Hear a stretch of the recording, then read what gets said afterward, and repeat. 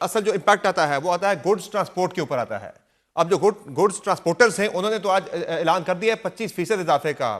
तो ये तो बहुत बड़ा इजाफा है। हालांकि गवर्नमेंट ने प्लान भी दिया था कि 70,000 और 80,000 जो है जो कैरेज के ऊपर उन्हें ट्रक्स के ऊपर दिया जाएगा, उन्हें महीने का सब्सिडी उन्हें दी जाएगी, लेकिन फिर भी उन्होंने इजाफा कर दिया। बड़ा इजाफा है ये पाकिस्तानी अवाम के लिए, तो ये एक बहुत बड़ा इम्पैक्ट आएगा महंगाई की शरह में इजाफे की सूरत में। देखें, इसमें बुनियादी दो तीन चीज़ें हैं समर। एक तो ये है कि आपने 70-80 हज़ार रुपये की सब्सिडी दी। अब सूबाई हुकूमतों को साथ ये भी कह दिया कि ट्रांसपोर्टर एसोसिएशंस वगैरह के साथ बैठ के इस अमाउंट को टॉप अप करने की कोशिश करें ताकि किरायों के अंदर इजाफा ना आए।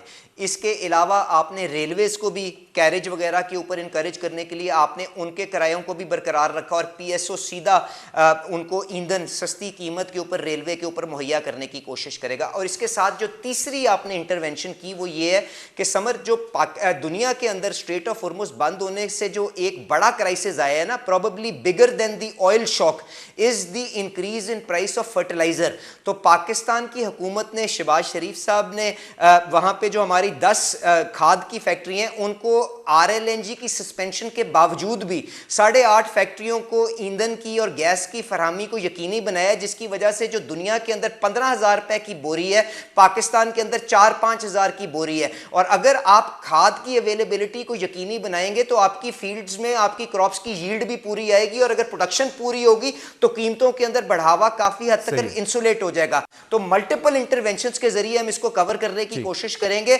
बट देखें, ये किया धरा किसी और का है। अगर $80 से $300 का तेल हो गया तो हुकूमत एक महदूद वसाइल के साथ कुछ हद तक ही इसको कोशिश करेगी ना। तो वफाकी हुकूमत और सूबाई हुकूमतें, जिसमें मैं शुक्रगुजार हूं केपीके की हुकूमत का भी, उन्होंने भरपूर मुशावरत के साथ इस नेशनल सब्सिडी प्रोग्राम के अंदर हिस्सा दिया और लोगों की तकलीफ को कुशन करने की कोशिश कर रहे हैं। उस पर आगे चल के बात भी करेंगे, चूंकि तहरीक इंसाफ की तरफ से बड़ी भरपूर मुखालफत आ रही है पेट्रोलियम मसनूआत की कीमतों में इजाफे के हवाले से। उस पर आगे चल के मजीद बात भी करेंगे कि वहाँ मौक़िफ़ क्या था सुहेल अफरीदी साहब का, वो भी आपसे जानेंगे। ये बताएं कि आने वाले दिनों में मजीद क्या आपकी प्रोजेक्शंस हैं? वैसे तो आपने, जो मैं देख रहा हूँ डॉक्यूमेंट है, उसमें तो प्राइस डिफरेंशियल जो क्लेम है वो तो जीरो हो गया, यानी गवर्नमेंट अब ₹1 भी अपने पास से नहीं डाल रही, जितने का आ रहा है उतने का आप आवाम को आगे फराहम कर रहे हैं। कीमतें मजीद कितनी ऊपर जा सकती हैं, चूंकि जंग तो फिलहाल जारी है? देखें, हमारी तो समर एक सिंसेयर कोशिश है। जो प्राइम मिनिस्टर साहब, जो हमारे फील्ड मार्शल आसिम मुनीर साहब और डिप्टी प्राइम मिनिस्टर साहब जिसको आगे लेके चलाने की कोशिश कर रहे हैं कि जी ये सुलह बंदी हो जाए और ये जो हमारे दोस्त ममालिक हैं इनके दरमियान जो खला है वो थम जाए और इसको किसी तरह कवर किया जा सके। और उसके लिए पाकिस्तान के अंदर, इस्लामाबाद के अंदर भी आपने देखा दोस्त ममालिक के जो वज़ीर हैं वो यहाँ पर तशरीफ़ लाए थे। बट आप जानते हैं this is a fluid situation. अब उसके अंदर आप उसके लिए उसका कोई ना मेरे पास कोई जादू का चिराग है कि मैं बता सकूं। हमें सिर्फ अपनी तैयारी पूरी रखनी पड़ेगी। जानना चाह रहा हूं कि पाकिस्तानी अवाम किसी भी तरह की सूरत हाल के लिए तैयार रहे। 500 भी हो सकती है, 600 भी हो सकती है, उससे ज्यादा भी हो सकती है, हालात के मुताबिक। ऐसा ही है।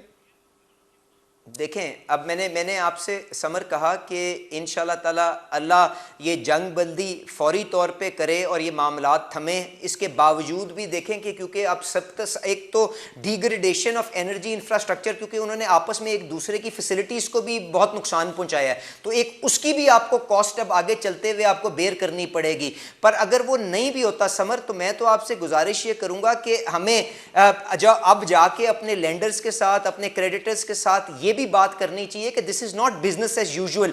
इतना बड़ा एक्सटर्नल शॉक आ रहा है कि अगर बाकी के ममालिक ने इस बोझ को कम करने के लिए टैक्सेशन हल्की की है ईंधन के ऊपर और इंटरवेंशन किए हैं, तो हमें भी इस किस्म की मूवमेंट करनी चाहिए। ये भी बताएगा कि ये जो सूरत हाल इस वक्त बन रही है, इससे हमारी पाकिस्तान के अंदर जो एनर्जी की जो प्रोडक्शन है, हमारी बिजली की जो प्रोडक्शन है, उसमें 50% तकरीबन हम जो है वो थर्मल पावर प्लांट से लेते हैं। 27% हमारी इंपोर्टेड ऑयल से बनती है बिजली, 9% हमारी LNG से बनती है। तो बिजली की कीमतों में भी ज़ाहिर है एक बड़ा इजाफा जो है वो एंटिसिपेट किया जा रहा है। देखें ज़्यादा बड़ा जो समर प्रॉब्लम आएगी ना वो ये है कि क्योंकि हमारे मुल्क में सोलर काफ़ी लग चुका हुआ है, तो दिन के अंदर तो इतना बड़ा मसला मेरा नहीं ख्याल आएगा, और आप छोटा मोटा एडजस्टमेंट के साथ, छोटी मोटी कॉस्ट इंक्रीज के साथ जब आप महंगा ईंधन इस्तेमाल करेंगे आप उसको ओवरकम कर सकते हैं।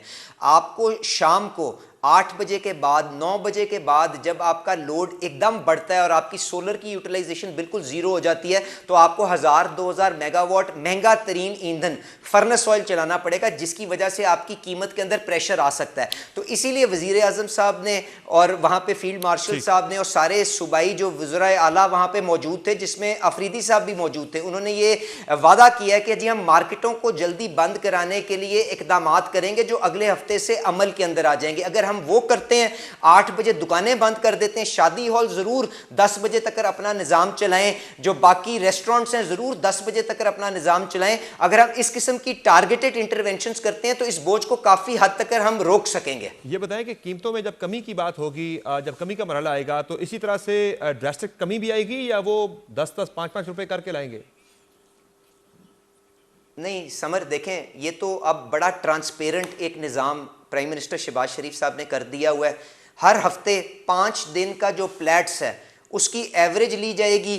पीएसओ जिस मार्जिन के ऊपर, जिस प्रीमियम के ऊपर ईंधन मंगवाता है उसमें ऐड किया जाएगा।